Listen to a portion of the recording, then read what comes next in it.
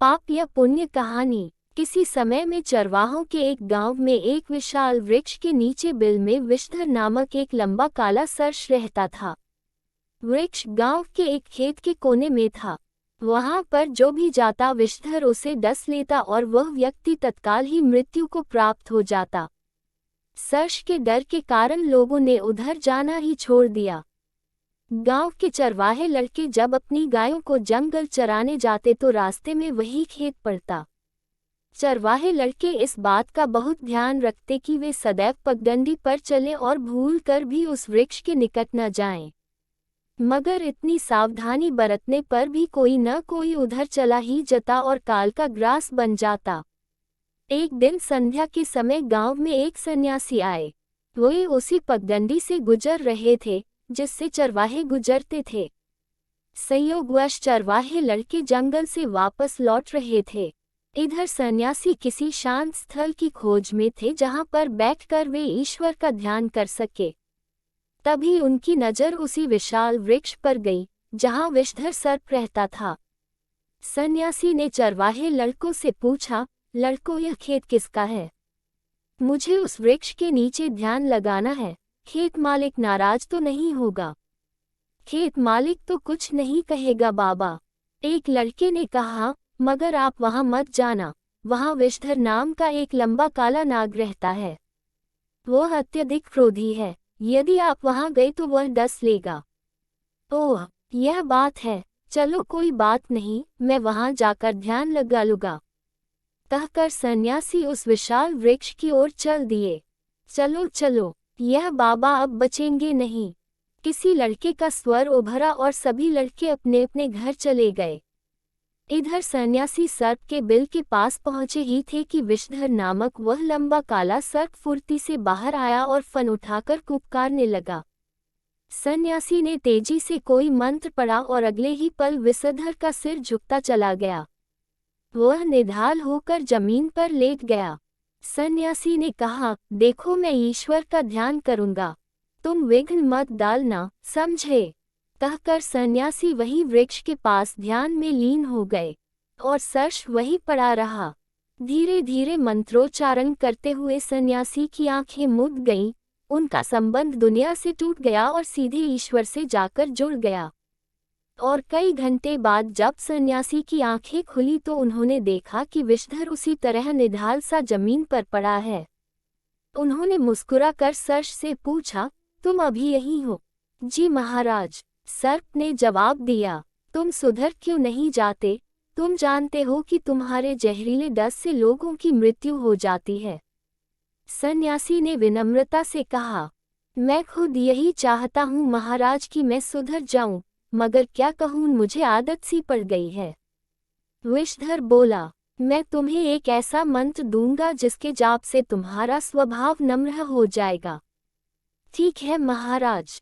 फिर सन्यासी ने सर्प को एक मंत्र सिखा दिया और कहा, मैं 1 वर्ष पश्चात फिर आऊंगा, इस मंत्र का जाप मत छोड़ना। कहकर सन्यासी वापस चले गए।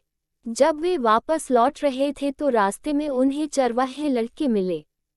उन्होंने सन्यासी को जीवित देखकर पूछा, महाराज, उस नाग ने आपको कुछ नहीं कहा? चरवाहे लड़के आश्चर्यचकित सन्यासी को तके जा रहे थे। नहीं, उसने मुझे कुछ नहीं कहा, और हाँ, अब वह एक अच्छा सर्प बन गया है। अब वह किसी को कुछ नहीं कहेगा। कहकर सन्यासी आगे बढ़ गए। मगर चरवाहे लड़के यह सुनकर जड़वत से रह गए थे। उन्हें विश्वास नहीं आ रहा था कि जो कुछ सन्यासी कह रहे हैं वह सब सच है। मगर सन्यासी को जीवित देखकर उन्हें विश्वास भी करना पड़ा। फिर जल्द ही यह बात सारे गांव में जंगल की आग की तरह फैल गई कि वृक्ष वाला सर्प नम्र स्वभाव का हो गया है। असल में हुआ यह था कि एक चरवाहा लड़का भूल से वृक्ष वाले सर्प के सामने पड़ गया। वह सर्प के इतना नजदीक था कि यदि सर्प चाहता तो एक ही झटके में उसे समाप्त कर सकता था। मगर उसने लड़के को कुछ भी नहीं कहा और वापस अपने बिल में चला गया। यह सब कुछ बहुत से लोगों ने अपनी आंखों से देखा और इस पर विश्वास किया। फिर जैसे जैसे समय बीतता गया, गांव वालों ने देखा कि सर्प बहुत नम्र स्वभाव का होता जा रहा है। धीरे धीरे गांव वाले उसका डर भूल गए। अब वह किसी को भी नहीं काटता था। सर्प भी आराम से अपना जीवन यापन करने लगा। अब वह घास फल फूल आदि खाकर पेट भरता था। जीवों का भक्षण करना उसने पूरी तरह त्याग दिया था। मगर वक्त को यह शांति मंजूर न थी। जैसे जैसे सर्प नम्र स्वभाव अपनाता गया, उसकी मुश्किलें बढ़ने लगीं। अब जब भी चरवाहे लड़के खेत से गुजरते, विषधर को पत्थर मारे बिना ना रहते, मगर वह इस ओर विशेष ध्यान न देता। कभी कोई पत्थर उड़ता हुआ उसकी पीठ या शरीर के किसी हिस्से से आकर टकराता और वहां से खून बहने लगता। मगर सन्यासी द्वारा दिए गए मंत्र के प्रभाव से उसका हृदय इतना कोमल और सहनशील हो गया था कि वह किसी को कुछ ना कहता और ना कभी क्रोधित होता। मगर यह मनुष्य जाति भी ईश्वर ने अजीब चीज बनाई है। यह जिस वस्तु से डरती है, उसका नाम तक लेना पसंद नहीं करती, और जिस वस्तु को डराती है, उसके प्राण लिए बिना छोड़ती नहीं। इस जाति के सामने यदि कोई शक्तिशाली ताकतवर और दबंग है तो यह उसके सामने घुटने तक टिका देती है, लेकिन यदि इसके सामने कोई अच्छा और नर्म स्वभाव बनना चाहे तो यह उस पर जुल्म करती है और उसे वापस उसी स्वभाव को अपनाने पर उतारू करती है जिसे वह छोड़ना चाहता है। मगर जो स्वभाव के हठीले व दृढ़ होते हैं वे मरते दम तक वापस नहीं लौटते, और सन्यासी के मंत्र ने विषधर के मन को हठीला और दृढ़ बना दिया था। एक दिन संध्या के समय चरवाहे लड़के जंगल से लौट रहे थे कि उनकी नजर विषधर पर पड़ी। उन्होंने विषधर को पत्थर मारने शुरू कर दिए। विषधर पिटता रहा मगर कुछ बोला नहीं। तभी एक लड़के ने यह सोचकर कि विषधर कुछ कहेगा तो है नहीं, उसकी पूंछ पकड़ ली और हवा में घुमाने लगा। दूसरे लड़के यह देखकर खिलखिला पड़े, साथ ही वे उस लड़के का साहस भी बढ़ा रहे थे। कुछ देर तक विषधर को घुमाने के बाद लड़के ने विषधर की पूंछ छोड़ दी। विषधर हवा में तैरता हुआ एक पत्थर से जा टकराया और वहीं अधमरा सा हो गया। चरवाहे लड़के हंसते खिलखिलाते वापस लौट गए। इधर विषधर को कुछ होश आया तो वह धीरे धीरे रेंगता हुआ अपने बिल में आ गया और सो गया। उसके बाद किसी ने भी विषधर को बिल से बाहर आते जाते नहीं देखा। एक वर्ष पश्चात वही सन्यासी वहां आए।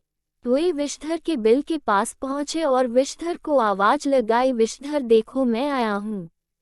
मगर यह क्या? सन्यासी के कई बार आवाज लगाने पर भी सर्प बाहर न आया। तब सन्यासी ने अपने तपोबल से सर्प की स्थिति जानना चाहिए और यह देखते ही वे उदास हो गए कि विषधर अपने बिल में मृत पड़ा है। उन्होंने तपोबल से उसकी मृत्यु का कारण जान लिया। कारण जानते ही वे रोने लगे। वे सोच रहे थे कि आज तक मैंने कोई पाप नहीं किया था, मगर आज ये मुझसे कैसा पाप हो गया। मैं स्वयं भी नहीं कह सकता कि यह पाप है या पुण्य। शिक्षा: मनुष्य जो कुछ करता है उसे अवश्य यह मालूम रहता है कि वह पाप कर रहा है या पुण्य, मगर कुछ काम अनजाने में ऐसे भी कर गुजरता है जिसका उसे स्वयं पता नहीं होता कि अमुक कार्य उसके लिए पुण्य का है या पाप का। इसलिए कोई भी ऐसा कार्य नहीं करना चाहिए जिसका स्वयं को भी ज्ञान न हो।